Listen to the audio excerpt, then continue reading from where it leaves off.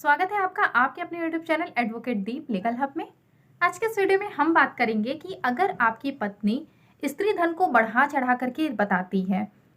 जो भी स्त्री धन का उसने अमाउंट दिया है या जो लिस्ट दी है वो बहुत ज़्यादा बढ़ा चढ़ा के दी है और वो सारी चीज़ें अब आपसे वो वापस पाना चाह रही है और आपको ये पता है कि आपकी पत्नी अपनी सारी स्त्री धन को वो ले जा चुकी है या फिर उसने जो बिल दिया है वो गलत बिल दिया है। तो ऐसे केस में आप क्या कर सकते हैं और इसके लिए हम आपको कानूनी रूप से भी बताएंगे कि आप क्या कर सकते हैं और साथ में हम आपको कुछ ऐसी भी जानकारियां देंगे जो कि आपके लिए बेनिफिशियल हो सकती हैं, जिसकी वजह से आप झूठे मुकदमे में एक तो आप फंस रहे हैं और दूसरी तरफ से आप फिर इससे जो कानूनी दांव पेच में आप जो फंसते हैं उससे आप बच सकते हैं। देखिए, ये सही भी नहीं है कि आपकी पूरी लाइफ केवल कोर्ट कचहरी के चक्कर में ही पढ़ करके खराब हो जाए। अगर आप कोई भी केस करते हैं, चाहे वो आपकी पत्नी कर रही है या आप कर रहे हैं, तो सबसे पहले तो आपको ये जान लेना चाहिए कि ऐसा नहीं है कि आपने आज केस किया और इसका फैसला साल डेढ़ साल में आ जाना है। ऐसा बिल्कुल भी नहीं होता। अब अगर ऐसा है कि फैसला आपका तुरंत नहीं आ रहा है, तो इसकी वजह से आपको बार-बार जो भी डेट पड़ती है उसमें आपको कचहरी जाना पड़ता है और आपका समय भी बर्बाद होता है। अगर आप जॉब कर रहे हैं तो आपको वहाँ से छुट्टी लेनी पड़ती है और फिर जाकर के आपको डेट अटेंड करनी पड़ती है, वहाँ पे आपको अपीयर होना पड़ता है। आपके पैसे भी जाते हैं, आपका वक़्त भी बर्बाद होता है और साथ में फिर जब आप आते हैं तो होता कुछ नहीं है। क्योंकि जब आप जाएँगे रेट पर तो अधिकतर करके अगर हम डिस्ट्रिक्ट कोर्ट की अगर हम बात करें तो आप जाते हैं और आप देखते हैं, अगर आप इन सारी चीज़ों में फँसे होंगे तो आप खुद जानते हैं कि कभी आप जाते हैं तो कभी वहाँ स्ट्राइक होती है, कभी वहाँ कंडोलेंस होता है, कभी कोई चीज़ें होती हैं जिसकी वजह से जो प्रोसेस होता है वो आगे नहीं बढ़ पाता।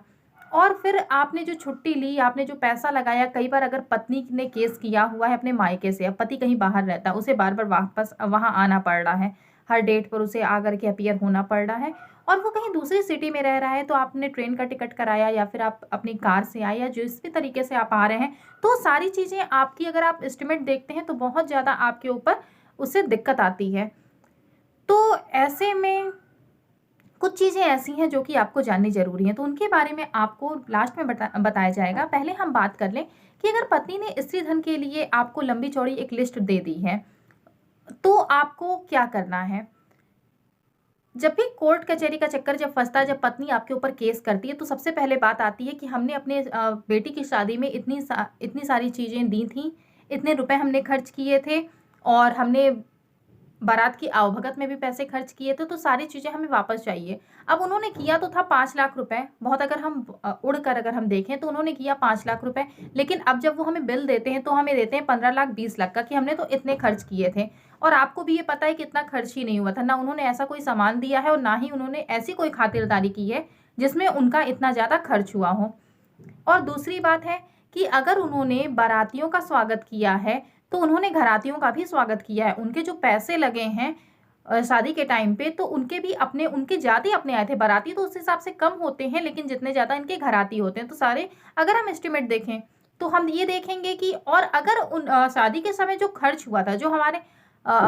आवभगत में जो खर्च हुआ था या फिर जो अगर हम मंडप का खर्च देख लें, हम ये देख लें कि वहाँ पे मैरिज लॉन से शादी हुई या फिर वहाँ पे खाने-पीने सारी चीज़ों की अगर हम व्यवस्था देखें, तो हम ये देखेंगे कि अगर उन्होंने खर्च किया है तो बारात वालों जो बाराती जो थे उन्होंने भी बराबर का खर्च किया है। ऐसा नहीं कि केवल आपने ही खर्च किया, हमने भी पूरा खर्च किया है। तो इस बेस पे अगर वो करते हैं, वो ये बताते हैं, तो यहाँ पर आप अपनी एक बात रख सकते हैं कि अगर आपने खर्च किया तो हमने भी इतना खर्च किया, शादी में हमारे भी इतने पैसे खर्च हुए हैं। सारी चीज़ों का आप भी एस्टिमेट दे सकते हैं कि हमारा भी इतना खर्चा हुआ। दूसरी बात फिर आती है कि हमने इतना सामान दिया है, तो आपको जो भी सामान मिला था, उस वक़्त पे आपके पास आपको जो भी सामान मिला था, अगर आपने कैश में पैसे नहीं लिए हैं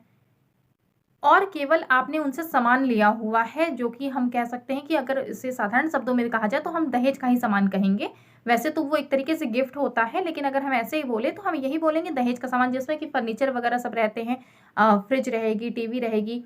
कूलर, एसी और इस तरह की सारी चीज़ें रहती हैं। तो उन चीज़ों में जो-जो सामान उन्होंने दिया था, वो सारे सामान आप जब लिस्ट देखें तो जो-जो सामान उन्होंने दिया था, उन सब पे आप टिक लगवाइए कि हाँ, ये सामान मिला था और ये सामान हमारे यहाँ सेफ रखा हो, ये सारे सामान को हम वापस कर देंगे।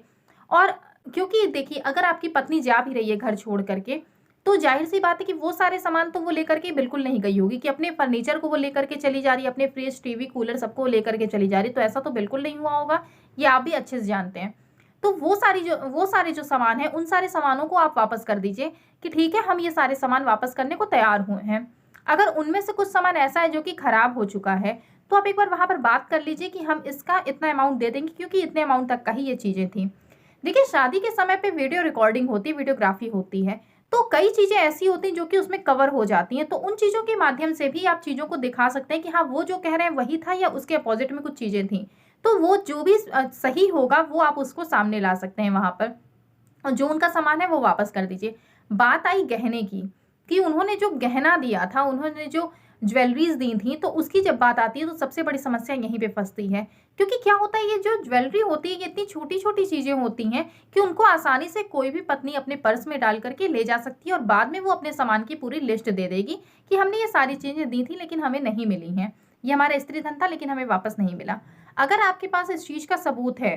तो आप इस सबूत को तुरंत वहां पर बताइए कि हाँ, हम इसका प्रूफ दे सकते हैं कि ये अपने साथ सारे चीजों को ले गई है। अब ये आप प्रूफ कैसे देंगे? तो ये प्रूफ आप दे सकते हैं, या तो आपकी पत्नी जब जा रही थी तो वो कुछ सामान ले, अगर वो जब जा रही है, जब भी वो गुस्सा करके जाती है या कुछ भी ऐसा होता है, तो सबसे पहले तो आप जाने के पहले, भले ही अच्छा लगे या बुरा लगे, आप एक बार उसकी चीजों की तलाशी जरूर ले लीजिए कि क्या क्या चीजें वो ले करके जा रही है। या फिर आप उस वक्त पे आप रिकॉर्डिंग वगैरह कर लीजिए। अगर उसे बुरा भी लग रहा है तो आप सीधे कह दीजिए कि नहीं, ये हम अपने सेफ्टी पर्पज से हम इन चीज़ों को अपने पास रखना चाहते हैं।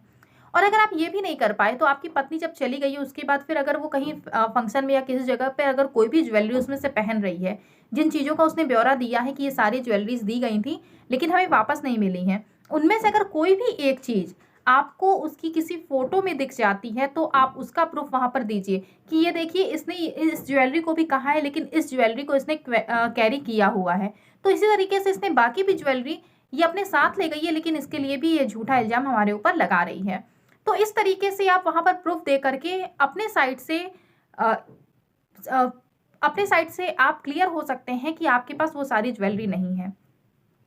अगर पत्नी ने जो ज्वेलरी का बिल दिया है वो बहुत ज़्यादा बढ़ा चढ़ा करके दिया हुआ है, कितनी सारी ज्वेलरी दी गई थी, तो उनसे ये कहा जाए कि आप उसका हमें बिल दीजिए, और जो बिल होना चाहिए उस पर टिन नंबर होना चाहिए। तो जब टिन नंबर के साथ वाला बिल होगा तो वो पक्की रिसिप्ट मानी जाएगी। और उसका आप वहां पर अगर आपको ये लगता है कि ये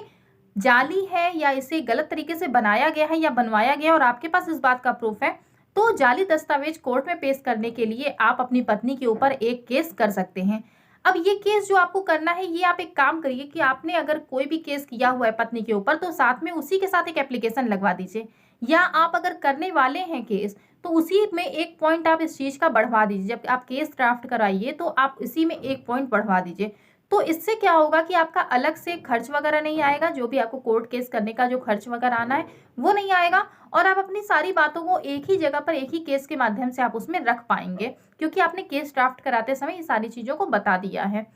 तो जब आप उसके ऊपर मिथ्या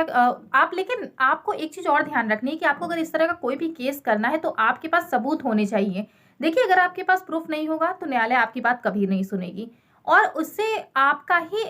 आपके साथ ही गलत होगा, क्योंकि आपने जो केस जब आपने ड्राफ्ट करवाया है, तो उसने आपने कुछ चीज़ों को ऐसी बता दिया है जिसके लिए आपके पास प्रूफ होना जरूरी था, लेकिन आप प्रूफ नहीं दे पाए, तो कहीं ना कहीं से आपका जो केस है वो कमजोर हो जाएगा, और जो केस पत्नी पक्ष ने दिया किया हुआ है वो और ज्यादा मजबूत हो जाएगा, क्योंकि आपने क्रॉस केस तो किया और बिना किसी सबूत के किया, और इससे आपका पैसा भी बर्बाद होगा, आपका समय भी बर्बाद होगा। तो सारी चीजें आपकी इससे नुकसान में ही जाएंगी, इससे आपका कोई भी फायदा नहीं होगा। तो आप क्रॉस केस तभी करिएगा जब आपके पास इन सारी चीजों का प्रूफ होगा।